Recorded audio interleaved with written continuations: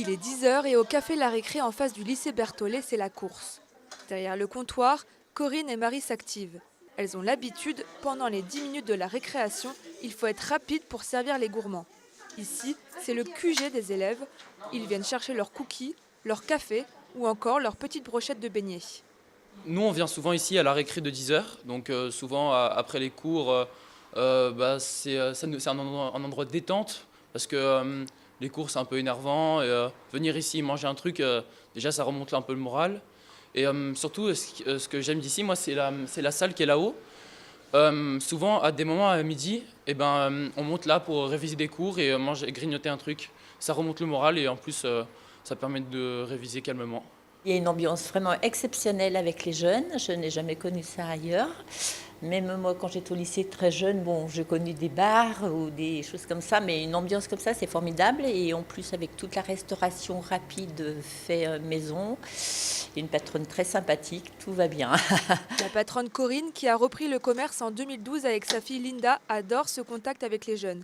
Elle prend soin de ses petits-enfants, comme elle les surnomme. J'ai toujours été dans le commerce, j'étais boulangère et tout, j'ai toujours eu contact à la clientèle. Et là, les jeunes, c'est super de travailler avec des jeunes, toujours dans la bonne ambiance, la bonne humeur, c'est vraiment super. Mais le commerce construit en 1995 commence à se faire vieux. Les circuits électriques sont vétustes, certaines normes ne sont pas respectées. Il faut donc tout refaire. Le café doit notamment installer des toilettes handicapées. Les coûts sont estimés à 45 000 €.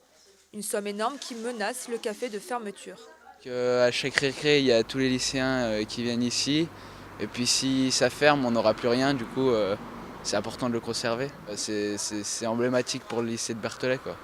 Alors pour sauver la récré, les amis de Linda, la copropriétaire, ont lancé une cagnotte litchi. L'objectif, récolter une partie des fonds avant l'été prochain, date des débuts de travaux. C'est une démarche intéressante parce que du coup ça peut permettre aux gens de participer, donc ils sont un peu acteurs de la chose. Moi j'ai pas participé mais j'y pense, mais une amie à moi a participé. Pour le moment, près de 1 400 € ont déjà été récoltés, une somme qui redonne le sourire et de l'espoir à Corinne.